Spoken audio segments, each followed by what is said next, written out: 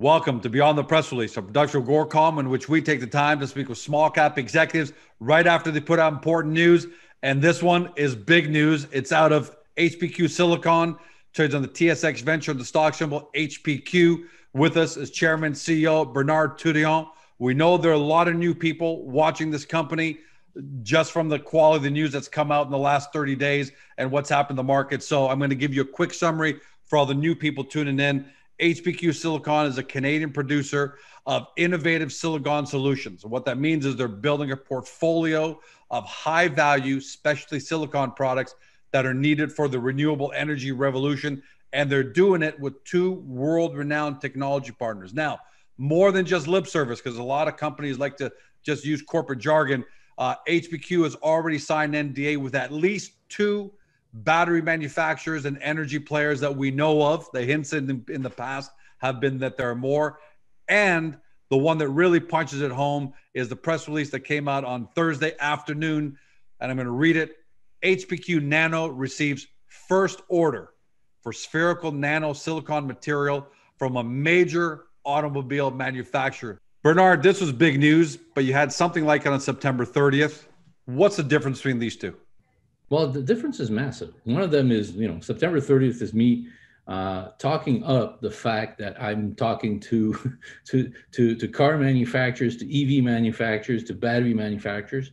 And the second one is one of them coming to me and saying, here's your PO. We want to be first in line to get your product once you do it. These are our specifications. Can you meet them? We know we can meet them. And that's it. So that difference is massive. Second of all, investors have to realize, well, the investors that know HPQ, okay, for them, maybe that's not a big news because it's a follow through. But there's a lot of investors that don't know we exist. And there's a massive, investment space for the type of company that HPQ is, which is a company that's focused on renewable energies, solving the problem with regard to energy storage, and reducing the cost of electric vehicles and all those type of aspects. So there's a massive audience for what we're doing, and for a lot of those new investors, okay, the threshold for them between a company that talks about what they have and a company that has is sometimes having a first PO. So I thought it was important to say we said we were going to deliver. The car manufacturer showed an interest, and he confirmed it with sending us a PO. So we thought that was an important issue, and it allows us to reiterate where we are in a leadership position in this material. Yeah, I'm glad you bring that up, because clearly a lot of us who have been following the story, you're right. It's almost like the next step, the next step, the next step. But I would have to think that, and there are a lot of companies out there who say we are talking to. We've heard other companies say that.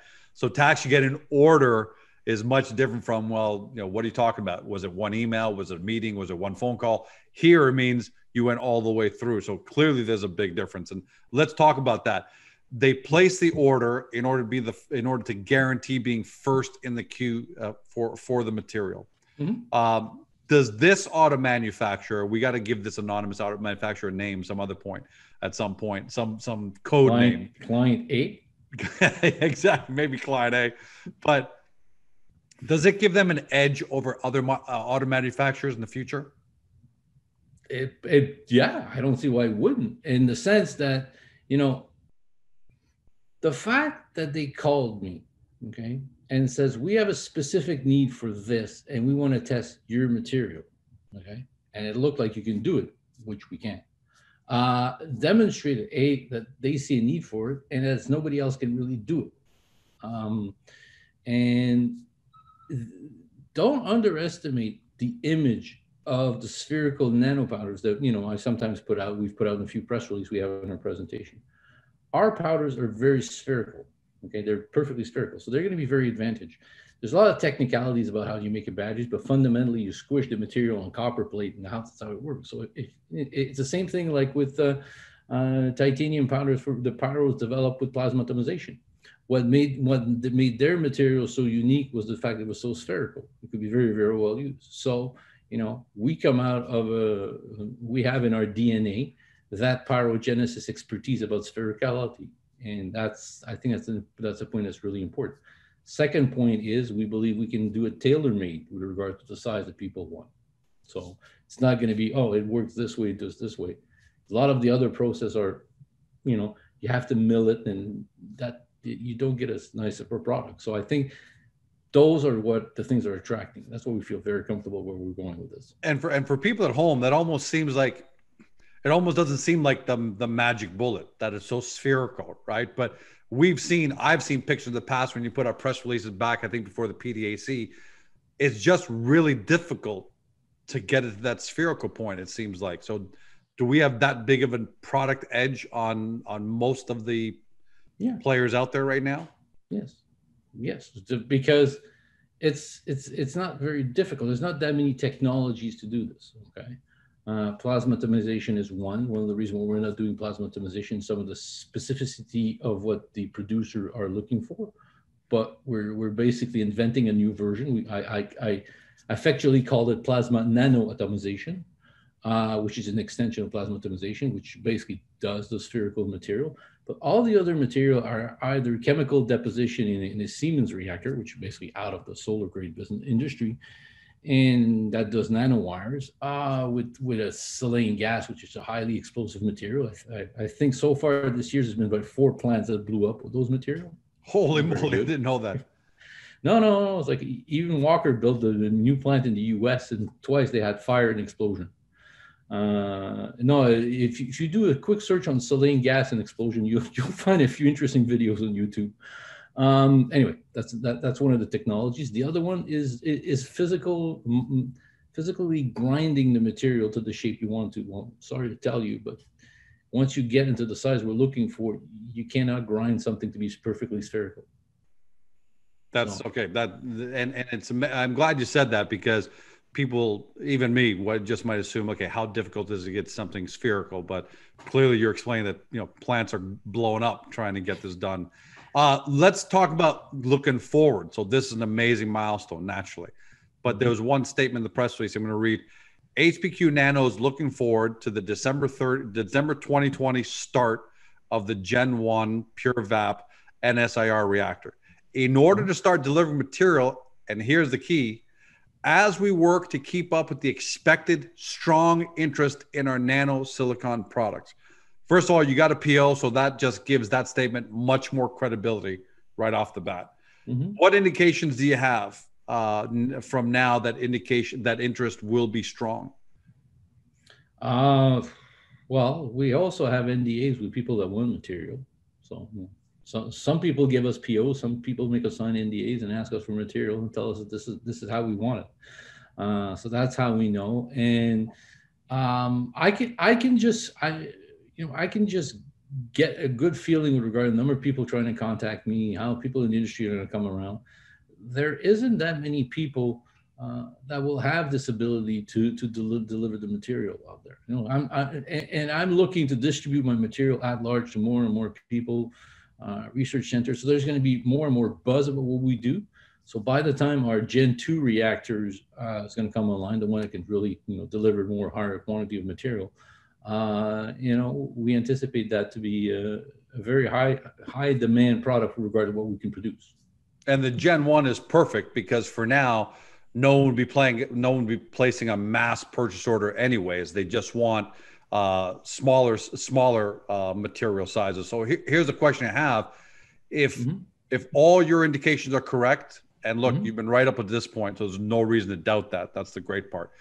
You know, what could be your capacity for the number of different auto manufacturers, research facilities, and other renewable energy companies that could be requesting materials for you by the time December rolls around? Because I have to assume this puts you on the map, right? The entire industry has probably heard about this or about to hear about this. So is there capacity for the number of materials you could be sending out for testing at different companies like this one that just placed a purchase order? Yeah. When we had discussion with Pyrogenesis about how we would be, you know, scheduling, organizing ourselves, and doing everything else, the decision to make the Gen 1, the small machine, and its size and its capacity was fundamentally designed to be able to meet what we anticipate would be the preliminary demand until we get the other machine going. And it was sort of like a trade-off we decided to do. We decided basically to build 2 machines. instead of just having one that's going to be the bigger one.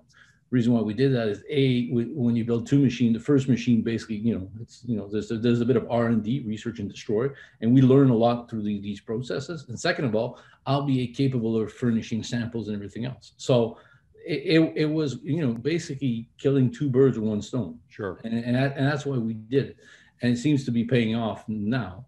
I have a good idea depending on the materials. It can a university laboratory can be as small as a few grams to somebody's going to ask us for 10 kilograms. So it's gonna hop between those amounts. So we needed a machine that had the capacity to deliver this at the same time for us to be able to learn about all the material. I get asked often the question, how sure you guys can make it? And I keep telling people, we don't have any issue about making the material. The key point for us is how do we collect it, render it okay to be transported, make sure we don't contaminate, all those type of things. But those are not issues that are, that worrisome for us, because Pyro has a big expertise in this regard. And for people at home who are watching for the first time, learning about HPQ for the first time, the partner in HPQ Nano is Pyrogenesis Canada, who has commercialized their powders, their spherical titanium powders with some of the largest 3D industrial printing companies in Europe. Their plasma torch technology is being used on 2 aircraft carriers for the United States and 2 more aircraft carriers where they just place an order. So, Pyrogenesis has proven that they can deliver global applications at a global scale. So that's what Bernard is referring to in so much confidence. And you bring that up, and my next question was this: the Peter Pascali quote, I think, was maybe most prescient of all the great information already inside this press release. So I'm going to read the last part in which he says, as a technology provider, we'd be the first to say that nothing is guaranteed. In every new application, there will always be challenges along the way, both anticipated and unanticipated. With that in mind, we're happy to note that at this point in time, we see nothing that should prevent us from successfully producing the desired powders using the PureVap nano silicon reactor. I mean, execution risk is always a concern.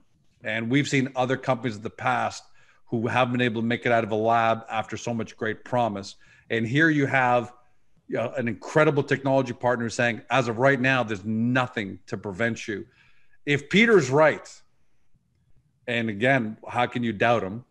If he's right, how significant of a player does HPQ Nano become in the world market for this space, for this product?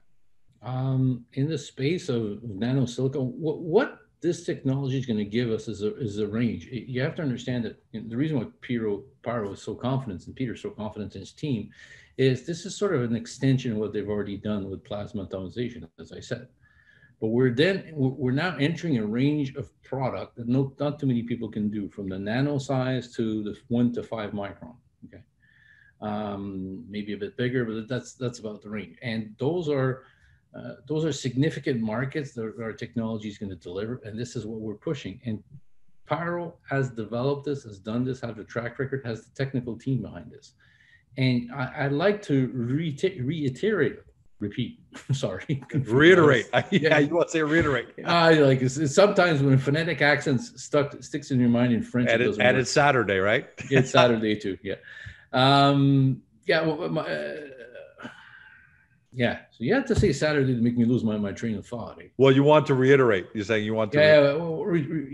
Reiterate that Pyrogenesis doesn't get involved in the project, okay, unless they know they can scale it up to commercial scale.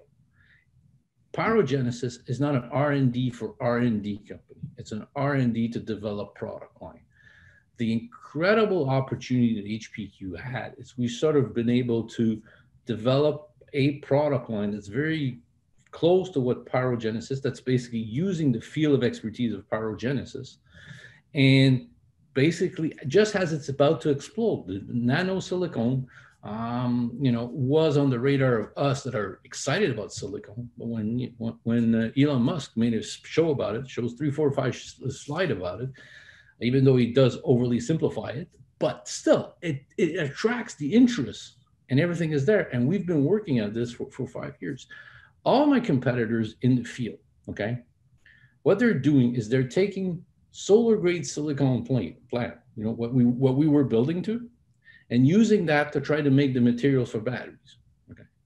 So by default, any polysilicon plant, any plant that does solar grade silicon metal uses as feedstock metallurgic grade silicon metal. Okay. We use as feedstock our own metallurgic silicon metal that we produce already cheaper. And the moment you had, you know, I won't bore people with technicality on a Saturday. No, but some technicality is actually good too. Why not? Yeah, well, it's the same process that they were using in solar. So it's the same issue that we faced when we were in the solar space, but we don't need the purity material. So we win all over the bottom line and everything else. This is why it's so, our position is so unique, just as this market's about to explode. Demand for this is going to be hyperbolic. Okay, that's the way it's going to be. Right now, if you read all the research material, there's not enough raw material, okay, for all the EV cars that people want to build. That's the bottom line. So we're in the right space. What else can I say? Yeah, and you think it would be fair to say, and maybe this is a stretch, but would it be fair to say, Bernard, that if you're actually able, because up until now, it seems like the industry has been hampered by the fact that there just isn't a lot, there isn't a lot of capacity, right? There isn't a lot of supply capacity. If you guys can actually do as you're saying you're going to do, and as Peter thinks you're going to deliver, that could actually accelerate the speed, the growth speed of the electric car market at the end of the day? It will, but the pathway is already ridiculously steep. It's like if you look at the math, there's shortage. There's going to be shortage of material all over the place. So, and one of the reasons why they want to go, the key equation is reducing the cost of making the car and reducing the cost of running it, of operating it. Okay. In the solar field, I can tell you that 20 years ago, nobody believed that we would be making solar cheaper than all the other carbon-based energy. Now it's the case. It's been done, and the same thing is going to happen in this space. So, since I have a background and I understand and I study very much what happened in the solar industry, I fully anticipate the same thing is going to happen in the battery space. So, since the beginning, HPQ and HPQ's technologies have been positioned for that reality that's going to be coming, which is massive growth in demand, a lot of people trying to produce material at the same time, okay? There's only going to be a few winners, and I'm making sure that we're positioned to be that winner. That's the bottom line of what we're doing. And it's nice for Bernard to say this, but I think we've built a technological, dream team with Pyrogenesis, Apollon, to make it in fruition. Yeah, because in the past we've seen companies fail because it's George and a couple of guys and a couple of labs, and they make all sorts of big promises, but it's really George, a business guy with some lab partners, and we can never scale and everything collapses. Whereas here, Apollon Solar, we haven't really talked about them. They've delivered around the world. They're renowned. Pyrogenesis is literally generating tens of millions of dollars in revenue, or at least orders anyways, from the US Navy, from manufacturers in the Middle East, you name it, they're generating it. So that's the big difference. This team actually has a history of delivering this kind of technology. Last question I'm going to ask you. Mm-hmm. If the car market was the only market for these powders, that would be good enough, obviously, right? But the fact of the matter is, like all technology, I expect it to pervade other parts of our lives into places that we weren't expecting. So where else can you go with these powders? You've alluded to something in the past, but now that you're getting orders, we have to revisit that conversation, which is where else can you go? Where else can these powders grow into? Well, the easiest low fruit for us to pick on and to deliver on is actually the one developed by our partner Apollon Solar. Silicon for hydrogen, I believe, in the short to medium term will be a bigger draw, a bigger demand on it. Just to give a paraphrase, just on the first commercial order for smaller system, I was having a discussion with the guys at Apollon, if they converted their material to our powder, and we'll know that in December when we send the material, that would basically take almost the full production of my Gen 2 reactor on an annual basis, and that's just one order from them. So battery's exciting. There's more than this. And the beauty of the work with Apollon is, first of all, Apollon is a shareholder of HPQ, so that always motivates them to work with us. Second of all, the guys of Apollon are world-renowned expert on silicon, and everything has to do with hydrolysis of creating hydrogen with silicon powders. They've done it. So when the confidence that Peter has when he says that the machine's going to work. When I talk to him, you think our powder is going to work? He says, Bernard, there's no reason your powder is not going to work. We just got to do it once to be able to show it. Then we'll work on how to move it, for us to become a powder. So think about this. It's like, having the 3D printing market all to yourself, and you're the only one that can produce the material, the better material. So that's another massive, and I said that in the press release, that's another massive scale. So HPQ is in an excellent position when it comes down and sits down and talk with the people from the energy and the battery sector. Okay. Plus there are other markets. Trust me, there are many other markets where our product is going to be in high demands and everything else. So we're well positioned to develop multiply successful business line based on our nano reactor technology. So do you see yourself almost becoming, look, that was Pyrogenesis' claim to fame when we started working with them 3 years ago or so, that they had this great core technology that started winning and started developing applications and winning business in multiple verticals. So do you see HPQ starting to take that same path over the next couple of years? Yes, but focused on silicon. That's what we say. We're an innovative silicon solution provider. That's literally what we are. I'm pretty sure that there'll be demands that you can't even think about. We're actually now doing some brainstorming with the guys at Apollon of all the other nice high value niche market. Okay? Because the reality is the battery market's quickly going to become a volume market. Okay? So basically volume means lower profit margin, but higher volume. But there are plenty of other markets where there can be high value to it. This being said, it's going to be a great market, the battery space. Don't get me wrong. It's going to be a massive one. But I'm just telling people that, we're not putting all our eggs into one basket. We're not putting all our eggs with just one car manufacturer. We're not going to put all our eggs. We want to be the company, the go-to company for silicon solution. And we believe that we have the goods to do it. Bernard, that's exciting.